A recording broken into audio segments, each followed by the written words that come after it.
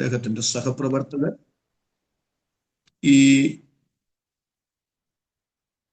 യോഗത്തിൽ സംബന്ധിക്കുന്ന ബഹുമാന്യരായ മാതാപിതാക്കൾ, സഹോദരി സഹോദരന്മാർ, പ്രിയപ്പെട്ട കുഞ്ഞുങ്ങൾ, എല്ലാവർക്കും കർത്താവും രക്ഷിതാവുമായ യേശുവിൻ്റെ വന്യപരിശുദ്ധ നാമത്തിൽ എൻ്റെ വിനീതമായ സ്നേഹവന്ദനം അറിയിക്കുന്നു.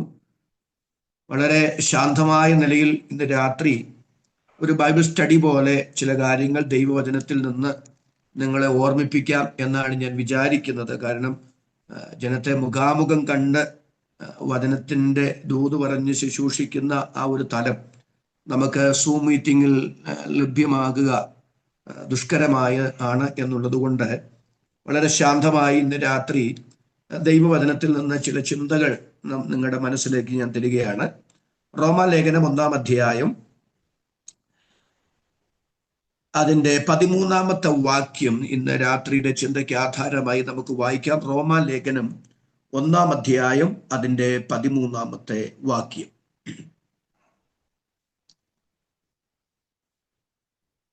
റോമാലേഖനം 1-ാം അധ്യായം 13-ാമത്തെ വാക്യം.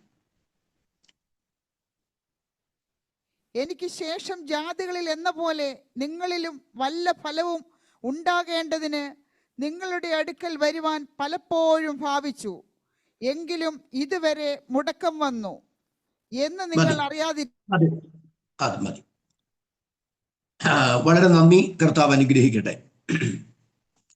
നമുക്ക് വളരെ സുപരിചിതമായ ഒരു വേദഭാഗമാണ് ഇന്ന് രാത്രിയിലെ ചിന്തയ്ക്ക് ആധാരമായി വായിച്ചു കേട്ടത്. ധന്യനായ പൗലോസ്ലീഹായുടെ ലേഖനങ്ങളെല്ലാം തന്നെ ഈടുറ്റ ലേഖനങ്ങളാണ്.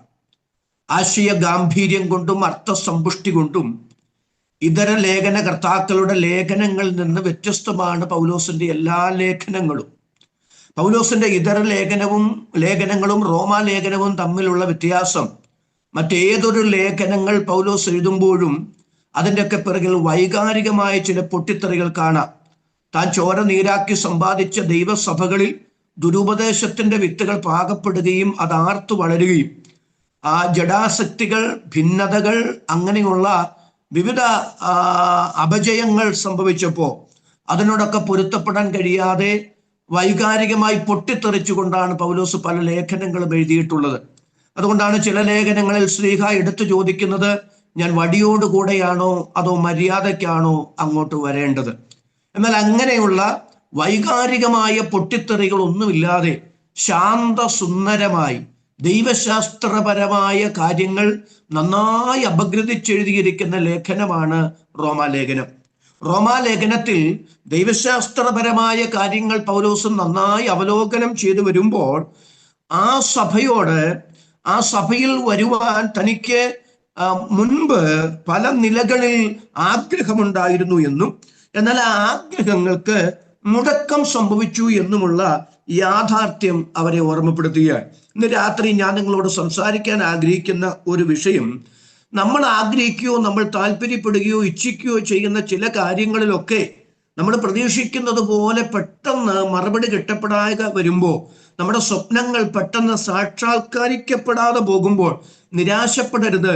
ഒരു ദൈവ പൈതലിന്റെ ജീവിതത്തിൽ ദൈവം അനുവദിക്കുന്ന എല്ലാറ്റിൻ്റെ പിറകിലും തിന്മയ്ക്കല്ല നന്മയ്ക്ക് നിശ്ചയമായും ദൈവത്തിനൊരു പദ്ധതി ഉണ്ടായിരിക്കും. അത് തിന്മയ്ക്കല്ല നന്മയ്ക്കായുള്ള ദൈവത്തിൻ്റെ പദ്ധതി ആയിരുന്നു എന്നറിയാൻ അല്പസമയം നാം കാത്തിരിക്കേണ്ടി വരും. എന്നാൽ അങ്ങനെ കാത്തിരുന്ന് ദൈവഹിതത്തിനനുസരിച്ച് മുൻപോട്ട് പോകാൻ സമർപ്പിതരായാൽ നമ്മെ ഒരു അത്ഭുതമാക്കി മാറ്റാനും, ഈ താമസിച്ചതെല്ലാം എൻ്റെ ആഗ്രഹങ്ങൾ ചില സന്ദർഭങ്ങളിൽ ദൈവം വിലക്കിയത്, ദൈവം അത് അനുവദിക്കാതിരുന്നത് ഇന്നതിനു വേണ്ടി ആയിരുന്നല്ലോ എന്ന് പിന്നീട് ഓർത്ത് നിറകണ്ണുകളോടെ ദൈവത്തിന് സ്തോത്രം ചെയ്യത്തക്ക നിലയിൽ അത്ഭുതകരമായ ദൈവപ്രവൃത്തി നമുക്ക് വേണ്ടി വെളിപ്പെടുത്താൻ ദൈവം വിശ്വസ്തനാണ്. അതുകൊണ്ട് പൗലോസ് ഇവിടെ പറയുന്ന ഈ ഭാഗത്തോട് ബന്ധം ബന്ധപ്പെട്ട് ആ കാര്യം ഒന്ന് തെളിയിക്കാനാണ് ഞാൻ ആഗ്രഹിക്കുന്നത്. 1:13 ഇങ്ങനെയാണ് വായിക്കുന്നത്: എന്നാൽ സഹോദരന്മാരെ, എനിക്ക് ശേഷം ജാതികളിൽ എന്ന പോലെ നിങ്ങളിലും വല്ല ഫലവും ഉണ്ടാകേണ്ടതിന് നിങ്ങളുടെ അടുക്കൽ വരുവാൻ പലപ്പോഴും ഭാവിച്ചു, എങ്കിലും ഇതുവരെ മുടക്കം വന്നു എന്ന് നിങ്ങൾ അറിയാതിരിക്കരുത് എന്ന് ഞാൻ ആഗ്രഹിക്കുന്നു. ഞാൻ ഇതിന്റെ ചരിത്ര പശ്ചാത്തലം ഒന്ന് പറയാം. ധന്യനായ പൗലോസ്ലീഹ കൊരിന്തിൽ ആയിരിക്കുമ്പോഴാണ് റോമർക്ക് ഈ ലേഖനം എഴുതുന്നത്. നിങ്ങൾ റോമാലേഖനം 16-ാം അധ്യായം അതിന്റെ 23-ാമത്തെ വാക്യം പിന്നീട് ഒന്ന് വായിച്ചാൽ മതി. ഞാൻ ആ വാക്യം ഇപ്പോൾ ഒന്ന് വായിക്കാം. എനിക്കും സർവ്വസഭയ്ക്കും അതിഥി സൽക്കാരം ചെയ്യുന്ന ഗായോസ് നിങ്ങളെ വന്ദനം ചെയ്യുന്നു. പട്ടണത്തിന്റെ ഭണ്ഡാര വിചാരകനായ എറസ്തോസും സഹോദരനായ ക്വർത്തോസും നിങ്ങളെ വന്ദനം ചെയ്യുന്നു. ഈ ഗായോസ് എന്ന് പറയുന്ന ആള് കൊരിന്ത് പട്ടണക്കാരനാണ്, കൊരിന്ത്യ സഭയിലെ വിശ്വാസിയാണ്. അദ്ദേഹം ഒരു മാതൃകാ ദൈവമനുഷ്യനാണ്. അദ്ദേഹം സകല അതിഥികളെയും വീട്ടിൽ സൽക്കരിക്കുന്ന അനുഗ്രഹിക്കപ്പെട്ട ഒരു സ്വഭാവ സവിശേഷതയ്ക്ക് ഉടമയാണ്. ആ ഗായോസിന്റെ വീട്ടിൽ കൊരിന്തിൽ 3 മാസം ധന്യനായ പൗലോസ്ലീഹ പാർക്കുകയുണ്ടായി. അങ്ങനെ അദ്ദേഹം അവിടെ പാർത്തിരിക്കും അളവിൽ അതിന് തൊട്ടടുത്തുള്ള ക്രൈൻക്രയ സഭ, ആ ക്രൈൻക്രയ സഭയിൽ അദ്ദേഹം സന്ദർശിക്കും അളവിൽ ആ സഭയിലെ ഒരു ശുശ്രൂഷക്കാരത്തിയായ ഫേബ ക്രൈൻക്രയിൽ നിന്ന് റോമിലേക്ക് എന്തോ തന്റെ വ്യക്തിപരമായ ആവശ്യത്തിന് പോകുന്നു എന്ന് പൗലോസ് അറിഞ്ഞു. അങ്ങനെ പൗലോസ് അറിഞ്ഞിട്ട് ഫേബയുടെ കയ്യിൽ റോമ സഭയ്ക്ക് ഒരു ലേഖനം എഴുതി കൊടുത്തു വിടുകയാണ്. നമുക്ക് ഒന്ന് നോക്കാം. അതിന്റെ 15-ാം അധ്യായം, റോമാലേഖനം 15-ാം അധ്യായം, അതിന്റെ 16-ാം അധ്യായത്തിന്റെ 1-2 വാക്യങ്ങൾ. നമ്മുടെ സഹോദരിയും ക്രൈൻക്രയ സഭയിലെ ശുശ്രൂഷക്കാരത്തിയുമായ ഫേബയെ നിങ്ങൾ വിശുദ്ധന്മാർക്ക് യോഗ്യമാവണ്ണം കർത്താവിന്റെ നാമത്തിൽ കൈക്കൊണ്ട് അവൾക്ക് നിങ്ങളുടെ സഹായം വേണ്ടുന്ന ഏത് കാര്യത്തിലും സഹായിക്കേണ്ടതിന് ഞാൻ നിങ്ങളെ ഭരമേൽപ്പിക്കുന്നു. അവളും പലർക്കും വിശേഷാൽ എനിക്കും സഹായം ചെയ്തിരിക്കുന്നു. അപ്പൊ ഈ ഫേബയ്ക്ക് റോമിലേക്ക് പോകുമ്പോൾ റോമ പട്ടണത്തിലുള്ള മറ്റു ആൾക്കാരുമായിട്ട് അത്ര പരിചയമൊന്നുമില്ല. എന്നാൽ വ്യക്തിപരമായ എന്തോ കാര്യത്തിന് റോമിലേക്ക് പോകേണ്ടി വരികയാണ്. ഇപ്പൊ പൗലോസ്ലീഹായ്ക്ക് പരിചയമുള്ള ധാരാളം പ്രിയപ്പെട്ടവര് റോമ സഭയിലുണ്ട്. വിശേഷാൽ അക്വിലാവിനെ, പ്രിസ്കില്ലയെ പോലെയൊക്കെയുള്ള അനുഗ്രഹിക്കപ്പെട്ടവര്. പൗലോസിന്റെ വിവിധ മിഷണറി യാത്രകളിൽ ലോകത്തിന്റെ വിവിധ ഭാഗങ്ങളിൽ വെച്ച് പരിചയപ്പെട്ട ചിലരെങ്കിലും ഇപ്പോൾ റോമിലുണ്ട്. ആ റോമ സഭയുടെ അംഗങ്ങളാണ്. അതുകൊണ്ട് പൗലോസിന് അവരെ പരിചയമുണ്ട്. പക്ഷെ പൗലോസിന് സ്ഥാപിതമായ സഭയല്ല റോമ സഭ. പൗലോസ് റോമ പട്ടണത്തിൽ അതിനു മുമ്പ് പോയിട്ടുമില്ല. എന്നാൽ പൗലോസിനെ ശുശ്രൂഷയുടെ വിവിധ കാലങ്ങളിൽ വ്യത്യസ്ത ഇടങ്ങളിൽ പരിചയപ്പെട്ട പല ദൈവമക്കളും പൗലോസുമായി അടുത്തിടപഴകിയിട്ടുള്ള പലരും ഇപ്പോൾ റോമിലുണ്ട്, റോമ സഭയിലെ അംഗങ്ങളാണ്. അതുകൊണ്ട് ഈ ഫേബയ്ക്ക് എന്തെങ്കിലും ഒരു ആവശ്യം റോമിലെത്തുമ്പോൾ, താൻ അതിനു മുമ്പ് പോയിട്ടില്ലാത്ത, തനിക്ക് മുഖപരിചയമുള്ള ആരുമില്ലാത്ത ആ 4-ാം ലോക സാമ്രാജ്യമായ റോമൻ സാമ്രാജ്യത്തിന്റെ തലസ്ഥാന നഗരിയായ ജനനിബിഡമായ റോമ പട്ടണത്തിൽ എത്തുമ്പോൾ ആ സഹോദരിക്ക്, മാന്യ ശുശ്രൂഷക്കാരത്തിക്ക് എന്തെങ്കിലും ഒരു സഹായം ആവശ്യമുണ്ടെങ്കിൽ തനിക്ക് പരിചയമുള്ള ദൈവമക്കൾക്ക് അദ്ദേഹം ശുപാർശ ചെയ്യുകയാണ്. അവള് എല്ലാവരെയും സഹായിക്കുന്നവളാണ്, വിശേഷാൽ എന്നെയും സഹായിക്കുന്നവളാണ്. അതുകൊണ്ട് അവൾക്ക് എന്തെങ്കിലും ഒരു ആവശ്യം നേരിട്ടാൽ നിങ്ങൾ അവളെ സഹായിക്കണം. അതുകൊണ്ട് അവൾക്ക് വേണ്ടി ഒരു ശുപാർശ കൂടെ ഈ ലേഖനത്തിൽ പൗലോസ് കൊടുക്കാൻ ഉദ്ദേശിക്കുന്നുണ്ട്. അപ്പൊ ഈ ഫേബയുടെ കയ്യിൽ, ഫേബ റോമിലേക്ക് പോകുന്നു എന്നറിഞ്ഞപ്പോൾ ഫേബയുടെ കയ്യിൽ ഈ ലേഖനം എഴുതി കൊടുത്തു വിടുകയാണ്. അങ്ങനെ ഫേബയുടെ കയ്യിൽ ലേഖനം എഴുതി കൊടുത്തു വിടുമ്പോൾ പൗലോസ് തന്റെ ഹൃദയത്തിന്റെ ഒരു ആഗ്രഹം അവരുമായിട്ട് പറയുകയാണ്. സഹോദരന്മാരെ, ഞാന് നിങ്ങളുടെ അടുക്കൽ വരുവാൻ പലപ്പോഴും ഭാവിച്ചു, പക്ഷേ ഇതുവരെ മുടക്കം വന്നു എന്ന് നിങ്ങൾ അറിയാതിരിക്കരുത്. അപ്പൊ നമ്മുടെ ചില ആഗ്രഹങ്ങൾ, നമ്മുടെ ചില താല്പര്യങ്ങൾ ദൈവം പെട്ടെന്ന് ചിലപ്പോൾ സാധിപ്പിച്ചു തരില്ല. ചിലപ്പോഴെങ്കിലും നമ്മൾ ചില കാര്യങ്ങൾക്ക് വേണ്ടി അല്പം കാത്തിരിക്കേണ്ടി വരും. ഇന്ന് രാത്രി പരിശുദ്ധാത്മാവ് ചിലരോട് പറയുന്നു, നിങ്ങൾ ആഗ്രഹിച്ച, നിങ്ങൾ പ്രതീക്ഷിച്ച സമയത്ത് ഒരു ദൈവിക ഇടപെടൽ ഉണ്ടായില്ല എന്നുള്ളത് കൊണ്ട് ദൈവപ്രവൃത്തി ഇല്ലെന്നൊന്നും ചിന്തിക്കരുത്. നിശ്ചയമായും അതിന്റെ പിറകിൽ ദൈവത്തിന്റെ ഒരു പ്രവൃത്തി ഉണ്ടാകും. പക്ഷെ കാത്തിരിക്കാൻ ദൈവം അനുവദിക്കുന്നതിന്റെ പിന്നിൽ തിന്മയ്ക്കല്ല, നന്മയ്ക്ക് ദൈവത്തിനൊരു പദ്ധതി ഉണ്ടെന്ന് ഇന്ന് രാത്രി ദൈവത്തിന്റെ പരിശുദ്ധാത്മാവ് ചിലരോട് വ്യക്തമായ ദൈവാലോചന കൈമാറുമ്പോൾ എന്നോട് ചേർന്ന് ആധാരം തുറന്ന് ദൈവത്തിന് സ്തോത്രം പറയാൻ ചെയ്യാൻ എത്ര പേർക്ക് മനസ്സുണ്ട്? അവർക്കായി ഞാൻ ദൈവത്തിന് സ്തോത്രം ചെയ്യുന്നു. എന്നിട്ട് പൗലോസ് അവരോട് ഒരു താല്പര്യം കൂടെ പറയുകയാണ്. 1-ാം അധ്യായം 9-ാമത്തെ വാക്യം ഒന്ന് വായിക്കാമോ? റോമാലേഖനം 1-ാം അധ്യായം 9-ാമത്തെ വാക്യം. റോമാലേഖനം 1-ാം അധ്യായം 9-ാമത്തെ വാക്യം. ഞാൻ ഇടപെടാതെ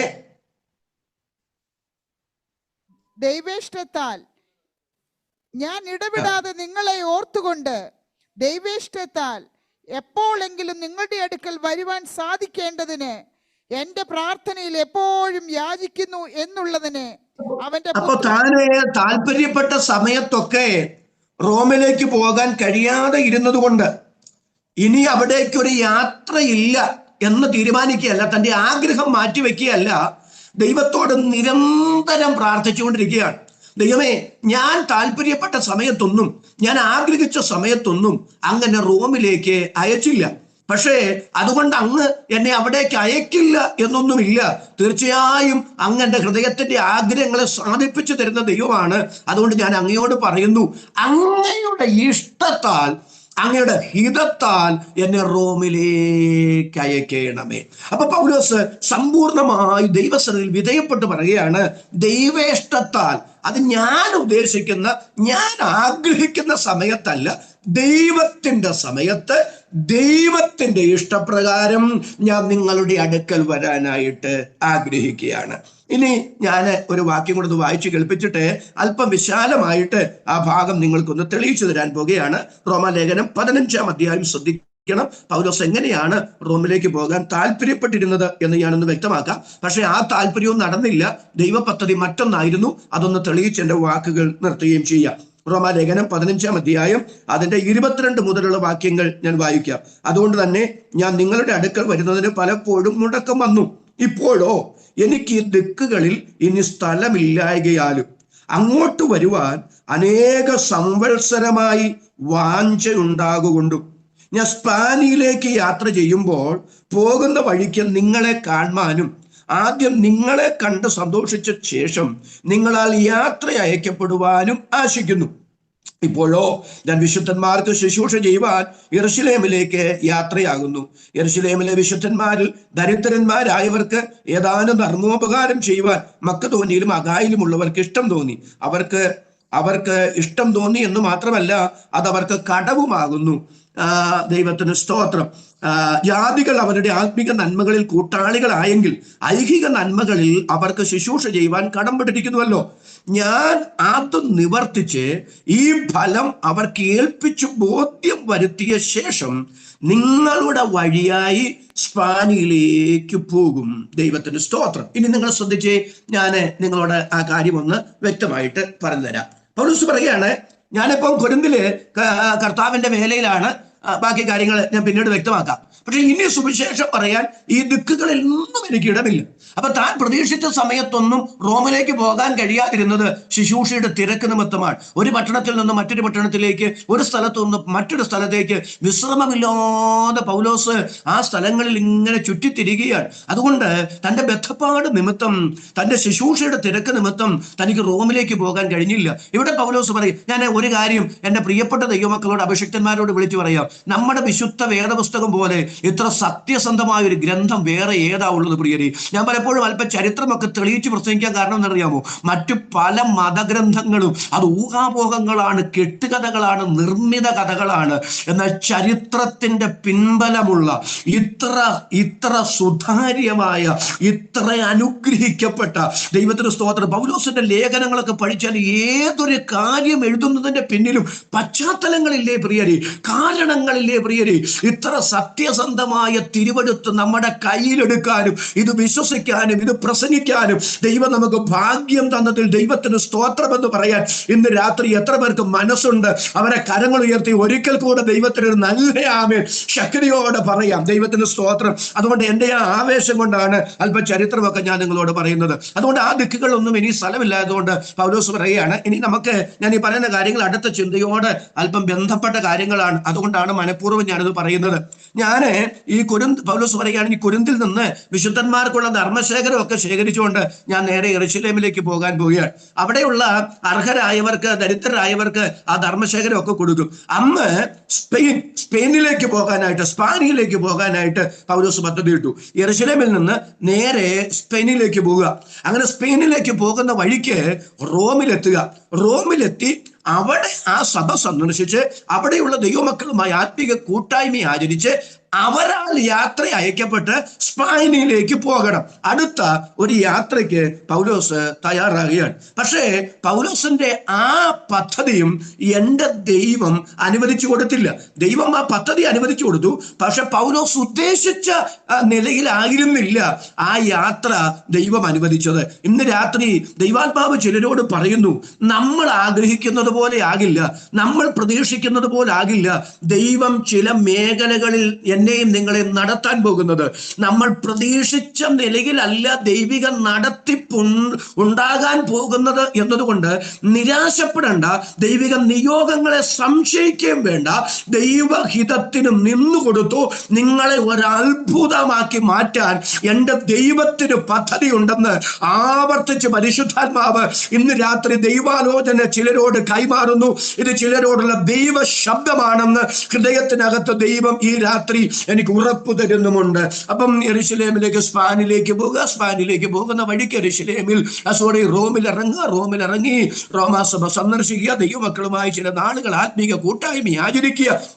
ഇതൊക്കെയായിരുന്നു പൗലോസിന്റെ പദ്ധതി. ഇനി നിങ്ങൾ അപ്പോസ്തല പ്രവൃത്തികളുടെ പുസ്തകം വീട്ടിൽ ചെന്ന് ശാന്തമായിട്ട് യോഗം കഴിഞ്ഞ് വായിക്കണം. ദൈവത്തിന്റെ സ്തോത്രം. അങ്ങനെ ഈ കൊരിന്തിൽ നിന്ന് പൗലോസ് യെരൂശലേമിലേക്ക് പോകുന്നുണ്ട്. ആ യെരൂശലേമിലേക്ക് പോകുന്ന യാത്രയൊക്കെ അപ്പോസ്തല പ്രവൃത്തി 20-21 അധ്യായങ്ങൾ കാണാനായിട്ട് കഴിയുന്നുണ്ട്. അതിൽ പ്രധാനപ്പെട്ട 2 സംഭവങ്ങൾ ഞാൻ പറയാം. ഒന്ന് മിലോത്തോസില് പൗലോസ് എഫെസോസിലേക്ക് ആളയച്ച്, ആസിയിലേക്ക് ആളയച്ച് അവിടുത്തെ മൂപ്പന്മാരെ ഒക്കെ വരുത്തി അവിടെ സുദീർഘമായൊരു പ്രബോധനം മിലോത്തോസിൽ വെച്ച് ആ മൂപ്പന്മാർക്ക് കൊടുക്കുന്നുണ്ട്. ഞാൻ പോയ ശേഷം ആടുകളെ ആദരിക്കാത്ത കൊടിയ ചെന്നായ്ക്കൾ നിങ്ങളുടെ ഇടയിൽ കടക്കുമെന്നൊക്കെ പറഞ്ഞ് വലിയ പ്രബോധനങ്ങളൊക്കെ പറയുന്നുണ്ട്.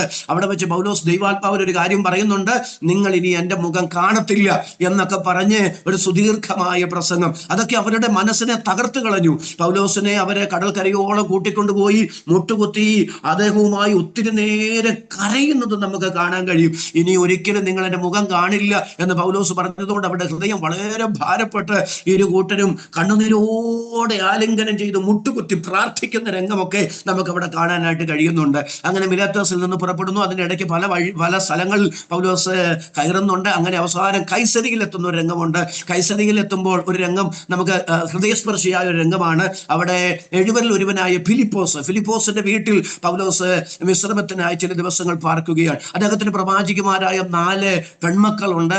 അവര് പൗലോസിനോട് പ്രവചിക്കുന്നുണ്ട്, യെരൂശലേമിലേക്ക് പോകരുത്, അവിടെ വലിയ പ്രതിസന്ധികൾ ഉണ്ടാകും. ആ സമയത്താണ് അന്ന് 1-ാം നൂറ്റാണ്ടിലെ ദൈവസഭയിൽ അറിയപ്പെട്ട ഉന്നത പ്രവാചകൻ. ആ പ്രവാചകന്റെ പേര് അഗബോസ് എന്നാണ്. അഗബോസ് നേരത്തെ പ്രവചിച്ചൊരു പ്രവചനമൊക്കെ നമുക്കറിയാമല്ലോ. ആ ഭാഗത്തേക്ക് ഞാൻ പോകുന്നില്ല. അഗബോസ് എന്ന പ്രവാചകനും അന്ന് ഫിലിപ്പോസിന്റെ വീട്ടിലുണ്ട്. അഗബോസ് ഒരു അരക്കച്ചി എടുത്ത്, ദൈവത്തിന് സ്തോത്രം, തന്റെ കൈകാലുകൾ കെട്ടിയിട്ട് പറഞ്ഞു, പൗലോസിന്റെ അരക്കച്ചി എടുത്തിട്ട് തന്റെ കൈകാലുകൾ കെട്ടിയിട്ട് പറഞ്ഞു, ഈ അരക്കച്ചിയുടെ ഉടമസ്ഥനെ, അതായത് പൗലോസിനെ ഇതുപോലെ യെരൂശലേമിൽ ബന്ധിക്കും എന്ന് പരിശുദ്ധാത്മാവ് പറയുന്നു. ഇതൊക്കെ അപ്പൊ അവിടെയുള്ള ദൈവമക്കളെല്ലാം കൂടെ പറഞ്ഞു, വലിയ പ്രതിസന്ധികൾ ഉണ്ടാകാൻ സാധ്യതയുള്ളത് കൊണ്ട് യെരൂശലേമിലേക്ക് പോകരുത്. പക്ഷെ പൗലോസ് പറഞ്ഞു, നിങ്ങളിങ്ങനെ എന്നെ യെരൂശലേമിലേക്ക് പോകുന്നൊന്നും തടയരുത്.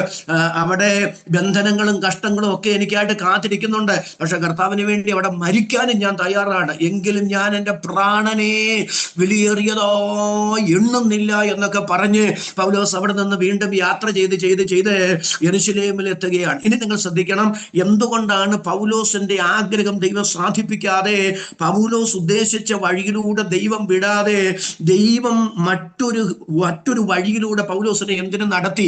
അതാണ് ഇന്ന് രാത്രി നാം ഒരുമിച്ച് ധ്യാനിക്കാൻ ആഗ്രഹിക്കുന്നത്. ഇനി പൗലോസിന്റെ ജീവിതത്തിൽ പൗലോസ് ആഗ്രഹിച്ചത് യെരൂശലേമിൽ എത്തുക, യെരൂശലേമിൽ നിന്ന് നേരെ സ്പാനിയിലേക്ക് പോകുക, സ്പാനിയിലേക്ക് പോകുന്ന വഴിക്ക് റോമിൽ ഇറങ്ങുക. അതായിരുന്നു പൗലോസിന്റെ ആഗ്രഹം. ഇനി നിങ്ങൾ അപ്പോസ്തല പ്രവൃത്തികളുടെ പുസ്തകം വളരെ ശാന്തമായി നാളെ സമയം കിട്ടുന്നത് വായിക്കുന്നത് പോലെ മനസ്സിരുത്തി ഒന്ന് വായിക്കണം. യെരൂശലേമിൽ എത്തുന്ന സമയത്ത് കർത്താവിന്റെ സഹോദരനായ യാക്കോബ്, അല്ലെ, തൂണുകളായി എണ്ണപ്പെട്ടവരിൽ ഒരുവനായ യാക്കോബിന്റെ അടുക്കൽ ചെല്ലുകയും യാക്കോബിനോട് കൂടെ ഈ മതതീവ്രവാദികളായ യഹൂദ പശ്ചാത്തലത്തിൽ നിന്ന് വിശ്വാസത്തിൽ വന്നവർ, അതായത് യഹൂദ മതപശ്ചാത്തലത്തിൽ നിന്ന് അവർ വിശ്വാസത്തിൽ വന്നവരാണെങ്കിലും അവരുടെ അകത്ത് യഹൂദ മതചിന്ത മാറിയിട്ടില്ല. അവർ പറയുന്നത്, അങ്ങനെയുള്ള ദൈവമക്കൾ ചിലരെങ്കിലും പഠിപ്പിച്ചിരുന്നത് ഒരുത്തൻ ക്രിസ്ത്യാനിയായി മാറണമെങ്കിൽ നേരെ യേശുവിൽ വിശ്വസിച്ച് വന്നിട്ടൊന്നും കാര്യമില്ല, ആദ്യം അവൻ യഹൂദ മതാനുസാരിയാകണം, അതായത് പരിച്ഛേദന ഏൽക്കണം. പരിച്ഛേദനയേറ്റ് യഹൂദ മതാനുസാരിയായിട്ട് അവൻ കർത്താവിൽ വിശ്വസിച്ചാൽ മാത്രമേ ശരിയായ രക്ഷയാകത്തുള്ളൂ, അവനെ അംഗീകരിക്കാൻ കഴിയുള്ളൂ എന്ന് പഠിപ്പിച്ചിരുന്ന ഒരു വലിയ കൂട്ടം ഉണ്ടായിരുന്നു. അതിന്റെ വാദപ്രതിവാദങ്ങളാണ് 1-ാം നൂറ്റാണ്ടിൽ നമുക്ക് കാണാനായിട്ട് കഴിയുന്നത്. അങ്ങനെയുള്ളവർ പൗലോസിനെ അതിശക്തമായി എതിർത്തിരുന്നു. അങ്ങനെയുള്ളവരുടെ പഠിപ്പിക്കലുകൾ ദൈവസഭകളിൽ വളരെ സ്വാധീനം ചെലുത്തുകയും വളരെ പ്രതിസന്ധികൾ സൃഷ്ടിക്കുകയും ചെയ്തു. അതിന്റെ മനോഹരമായ ഉദാഹരണമാണ് അങ്ങനെയുള്ള പ്രശ്നങ്ങളുടെ നൂലാമാലയ്ക്കകത്ത് പെട്ട സഭകൾക്ക് പൗലോസ് എഴുതുന്ന ലേഖനങ്ങളാണ് പുതിയ നിയമ ലേഖനങ്ങൾ പലതും, വിശേഷാൽ ഗലാത്യ ലേഖനമൊക്കെ. അതുകൊണ്ടാണ് ഗലാത്യ ലേഖനം 5-ാം അധ്യായത്തിൽ പൗലോസ് പറയുന്നത്, ആ ബുദ്ധിയില്ലാത്ത ഗലാത്യരെ, ക്രൂശിക്കപ്പെട്ടവനായ ക്രിസ്തുവിനെ ഞാൻ നിങ്ങളുടെ മുമ്പിൽ വരച്ചു കാട്ടിയിരിക്കുക, നിങ്ങളെ ക്ഷുദ്രം ചെയ്തു മയക്കിയത് ആര് എന്നൊക്കെ ചോദിക്കുന്നില്ലേ? സ്വാതന്ത്ര്യത്തിനായിട്ട് ക്രിസ്തു നിങ്ങളെ സ്വതന്ത്രരാക്കി, എന്നാൽ വീണ്ടും അടിമനുഖത്തിൽ കുടുങ്ങി പോകരുത് എന്നൊക്കെ പൗലോസ് പറയുന്നത് ഈ ഒരു പശ്ചാത്തലത്തിലാണ്. ഇങ്ങനെ പഠിപ്പിക്കുന്നവർ ദൈവസഭകൾ നുഴഞ്ഞു വന്നു. അവരെ കള്ള സഹോദരന്മാർ, കള്ള അപ്പോസ്തലന്മാർ, നുഴഞ്ഞു കയറ്റക്കാർ എന്നൊക്കെയാണ് പൗലോസ് വിശേഷിപ്പിക്കുന്നത്. ആ ഭാഗത്തേക്കും പോകാൻ ഞാൻ ആഗ്രഹിക്കുന്നില്ല. അപ്പൊ ഈ യാക്കോബ്, യേശു കർത്താവിന്റെ സഹോദരനായ അപ്പോസ്തലനായ യാക്കോബ് ഒരു കോംപ്രമൈസിന് തയ്യാറായി. എന്താണെന്നറിയാമോ? ഈ യഹൂദ മത തീവ്ര പശ്ചാത്തലത്തിൽ നിന്ന് വന്ന വിശ്വാസികൾക്ക് പൗലോസിനെ കണ്ടുകൂടാ. അവര് പറയുന്നത് പൗലോസ് പഠിപ്പിക്കുന്ന പരിച്ഛേദന ഏൽക്കണ്ട എന്നൊക്കെ പഠിപ്പിക്കുന്നു എന്നൊക്കെ തെറ്റായ വക്രീകരണം പൗലോസിനെ കുറിച്ച് നടത്തി. അതുകൊണ്ട് യാക്കോബ് പറഞ്ഞു, പൗലോസ്, നിന്നെ ഇവരെല്ലാം തെറ്റിദ്ധരിച്ചിരിക്കുകയാണ്, ഇവരെ യഹൂദ പശ്ചാത്തലത്തിൽ നിന്ന് വന്നവരാണെന്ന് അറിയാമല്ലോ, അതുകൊണ്ട് അവരുടെ ഇടയിൽ നിനക്കൊരു സ്വീകാര്യത ഉണ്ടാകേണ്ടതിന് ഞാനൊരു മാർഗം പറയാം. ആ മാർഗം ഇതായിരുന്നു. അവിടെ തലക്ഷൗരം ചെയ്യേണ്ടുന്ന ചില സഹോദരന്മാരുണ്ടായിരുന്നു. ആ ഭാഗത്തേക്ക് പോയാൽ ഇന്ന് രാത്രി ഒത്തിരി പോകേണ്ടി വരും. എന്താ ഈ തലക്ഷൗരം ചെയ്യാന്നൊക്കെ പറഞ്ഞാൽ നമുക്കറിയാം, ഈ നാസിർ വ്രതം എന്ന് പറയുന്ന ആജീവനാന്ത നാസിർ വ്രതമുണ്ട്. എന്നാൽ പ്രത്യേക കാര്യങ്ങളുടെ സാധൂകരണത്തിന് ഇത്ര കാലം, ഇത്ര വർഷം, ഇത്ര നാള് ഞാൻ നാസിർ ആയിരിക്കുമെന്ന് ദൈവസന്നിധിയിൽ വ്യവസ്ഥ ചെയ്യുന്നവരുണ്ട്. അപ്പം ആ പ്രത്യേക കാര്യം സാധിപ്പിച്ച് കിട്ടുമ്പോൾ അവരെടുത്ത് ആ നാസിർ വ്രതത്തിന്റെ കാലം ചിലപ്പോൾ 3 മാസമാകാം, ചിലപ്പോൾ 1 വർഷമാകാം, ചിലപ്പോൾ 3 വർഷമാകാം. അത് ആജീവനാന്തമല്ല. ഒരു പ്രത്യേക കാര്യം നമ്മളൊക്കെ പറയാറില്ലേ, കർത്താവെ ഇന്നത് നടത്തി തന്നാൽ ഞാനൊരു യോഗം നടത്തിയേക്കാം, ഇന്നിടത്ത് ഞാൻ ഇന്നത് ചെയ്തേക്കാം എന്നൊക്കെ നമ്മൾ പറയുന്നത് പോലെ ഈ നാസിർ വ്രതത്തിന് ദൈവസന്നിധിയിൽ ഇന്ന കാര്യം സാധിപ്പിച്ചു തരണം എന്നതിന് അവര് നാസിർ വ്രതം എടുക്കുമായിരുന്നു. അങ്ങനെ നാസിർ വ്രതം കാലം പൂർത്തീകൃതമാകുമ്പോൾ അവര് ദൈവസന്നിധിയിൽ ചെല്ലണം, അതിന് യാഗങ്ങൾ അർപ്പിക്കണം, അതിന് യാഗമൃഗങ്ങൾ വേണം. അങ്ങനെ യാഗമൃഗങ്ങൾ മാത്രമല്ല, അതിന് മറ്റു ചില ധാന്യങ്ങളൊക്കെ അർപ്പിക്കേണ്ടതായിട്ടുണ്ട്. അതൊക്കെ നമുക്ക് സംഖ്യാപുസ്തകത്തിനകത്ത് കാണാനായിട്ട് കഴിയുന്നുണ്ട്. അതിന്റെ രാത്രി ഞാൻ വിശദീകരിക്കുന്നില്ല.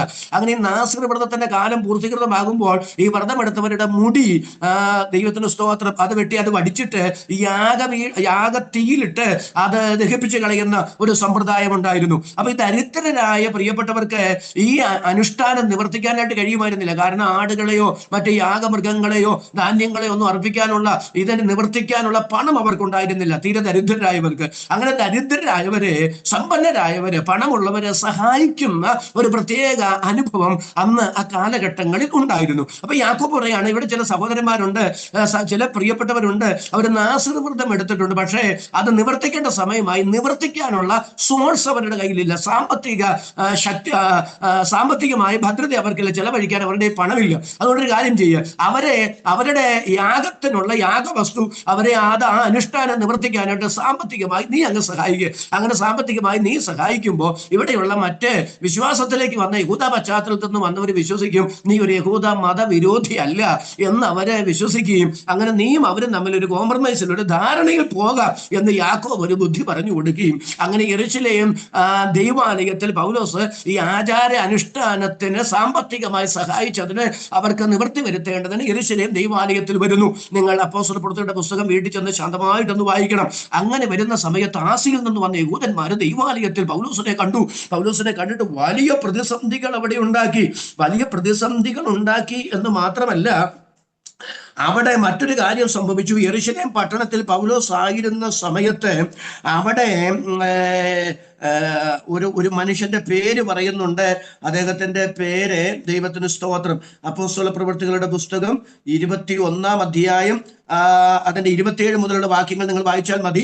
ആസിയിൽ നിന്ന് വന്ന യഹൂദന്മാർ എഫേസ്യനായ ത്രോപ്പിമോസ് എന്ന് പറയുന്ന മനുഷ്യൻ ജാതികനാണ്. അദ്ദേഹം എഫെസോസുകാരനാണ്. അദ്ദേഹം പൗലോസിനോടുകൂടെ യെരൂശലേം പട്ടണത്തിലുണ്ടായിരുന്നു ചില മണിക്കൂറുകൾക്കോ ചില ദിവസങ്ങൾക്കോ മുമ്പ്. അപ്പൊ ഇവരതിനെ തെറ്റായി ചിത്രീകരിച്ചു. ഇദ്ദേഹവുമായി യെരൂശലേം ദൈവാലയത്തിൽ പൗലോസ് വന്ന ഒരു ജാതിയനെ ദൈവാലയത്തിന്റെ അകത്ത് കൂട്ടിക്കൊണ്ടുവന്ന് ദൈവാലയം തീണ്ടിച്ചു എന്ന് പറഞ്ഞ് അവർ വലിയ പ്രതിസന്ധി ഉണ്ടാക്കി. പട്ടണം മുഴുവൻ ഇളകി മറിഞ്ഞിട്ട് എല്ലാവരും കൂടെ വന്ന് പൗലോസിനെ പിടിച്ചു വലിയ ബഹളമുണ്ടായി. അവർ അതിക്രൂരമായി പൗലോസിനെ മർദ്ദിക്കുകയാണ്. അവർ ദൈവാലയത്തിന് പുറത്തേക്ക് വലിച്ചിഴച്ചുകൊണ്ട് വന്നിട്ട് വാതിലടച്ച സമയത്ത് സഹസ്രാധിപൻ അവിടെ വലിയ ലഹളയുണ്ടായി എന്നറിഞ്ഞിട്ട് സൈന്യവുമായിട്ട് കടന്നു വന്നിട്ട് പൗലോസിനെ പിടിച്ചുകൊണ്ട് ദൈവത്തിന് സ്തോത്രം കോട്ടയിലേക്ക് ചോദ്യം ചെയ്യാൻ പോവുകയാണ്. അങ്ങനെ കോട്ടയിലേക്ക് കൊണ്ടുപോകുന്ന സമയത്ത് പുരുഷാരം ഇളകി മറിഞ്ഞ് പൗലോസിനെതിരെ വലിയ പ്രതിസന്ധി ഉണ്ടാക്കിക്കൊണ്ട്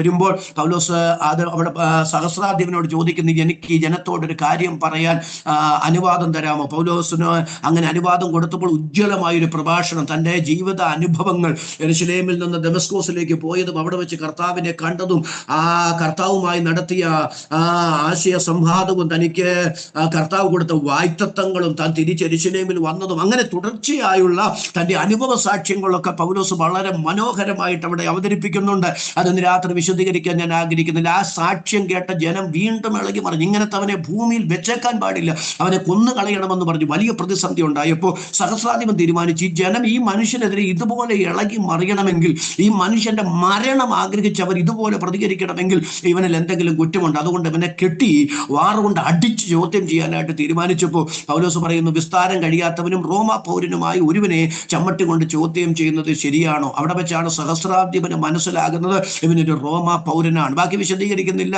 ആ സഹസ്രാധിപൻ ചോദിക്കുന്നുണ്ട്, നീ എങ്ങനെ റോമാ പൗരനായത്? ഞാൻ ഏറിയ പണം കൊണ്ട് ഇത് വില കൊടുത്ത് വാങ്ങിയതാണ്. ഉടനെ പൗലോസ് പറയുന്നു, ഞാൻ റോമാ പൗരനായി ജനിച്ചിരിക്കുകയാണ്. അങ്ങനെ സഹസ്രാധിപൻ കോട്ടയിൽ പൗലോസിനെ കാപ്പാനായിട്ട് കൽപ്പിച്ചു. അങ്ങനെ കൽപ്പിച്ച് പൗലോസ് ആ കോട്ടയിൽ കഴിയുന്ന സമയത്ത് പിറ്റേ ദിവസം ഈ പ്രശ്നം, പൗലോസും യഹൂദന്മാരുമായുള്ള പ്രശ്നം ഒന്ന് കോംപ്രമൈസ് ചെയ്യാനായിട്ട് സഹസ്രാധിപൻ തീരുമാനിക്കുന്നു. മഹാപുരോഹിതന്മാരെയും അതുപോലെ തന്നെ ന്യായാധിപ സംഘം, സന്നദ്ധ സംഘത്തെയൊക്കെ വിളിച്ചു വരുത്തി അതിൻ്റെ അകത്ത് പൗലോസിന് അവന്റെ ന്യായവാദം നിരത്താനായിട്ട് അവസരം കൊടുത്ത പ്രശ്നം പരിഹരിക്കാനായിട്ടാണ് സത്യത്തിൽ ഈ സഹസ്രാധിപൻ പരിശ്രമിച്ചത്. പക്ഷേ അതും കൈവിടപ്പെട്ടു പോയി. അവിടെയാണ് വന്ന ഒരു കൂട്ടർ പരീശന്മാര്, മറ്റൊരു കൂട്ടർ സാധൂക്യരാണെന്നൊക്കെ കണ്ടിട്ട് പൗലോസ് തന്റെ പ്രസംഗത്തിൽ, അല്ലെ, ഈ സാധൂക്യർ എന്ന് പറയുന്ന ഒരു പുനരുദ്ധാനത്തെ എതിർക്കുന്നവരാണ്. മരണശേഷം മനുഷ്യനൊരു ജീവിതമില്ല, ആത്മാവില്ല, സ്തോത്രം, ഉയർത്തെഴുന്നേൽപ്പില്ല എന്നൊക്കെ വാദിക്കുന്നവരാണ് സാധൂക്യർ. പരീശന്മാരാകട്ടെ അതിശക്തമായി ഉയർപ്പുണ്ട്, പിന്നെ മരണത്തിനപ്പുറത്തൊരു ജീവിതമുണ്ട് എന്നൊക്കെ വാദിക്കുകയും പഠിപ്പിക്കുകയും ചെയ്യുന്നവരാണ്. ഇത് രണ്ടു കൂട്ടരാണെന്ന് അറിഞ്ഞുകൊണ്ട് പൗലോസ് ഒരു പരീശനായതുകൊണ്ട് ദൈവത്തിന് സ്തോത്രം, മരിച്ചവരുടെ പുനരുദ്ധാനം എന്ന വിഷയത്തെ സംബന്ധിച്ചാണ് ഞാൻ ഇവിടെ പ്രസംഗിച്ചത് കൊണ്ടാണ് ഇങ്ങനെ നിൽക്കേണ്ടി വരുന്നത് എന്ന് പറയുകയും അവരുടെ ഇടയിൽ തന്നെ ഒരു വലിയ കലഹമുണ്ടായിട്ട് സദൂക്യന്മാരും പരീശന്മാരും രണ്ട് ചേരികളായി തിരിഞ്ഞു. അതല്ല, നിങ്ങൾ പിന്നീട് അങ്ങ് വായിച്ചാൽ മതി. അതൊരു വലിയ രൂക്ഷമായ പ്രശ്നമായി മാറിയപ്പോൾ പൗലോസിനെ അവര് കൊന്നുകളയും എന്ന ഒരു ഘട്ടം വന്നപ്പോൾ സഹസ്രാധിപൻ വീണ്ടും പൗലോസിനെ അവിടെ നിന്ന് കൂട്ടിക്കൊണ്ട് കോട്ടയിലേക്ക് പോകുന്നു. അടുത്ത രംഗം നിങ്ങൾ ശ്രദ്ധിച്ചേ. അങ്ങനെ പൗലോസ് കോട്ടയിൽ കഴിയുന്ന സമയത്ത് 40-ൽ പരം യഹൂദന്മാർ ഒരു കഠിന ശപഥമെടുത്തു. എന്താ കഠിന ശപഥമെടുത്തത്?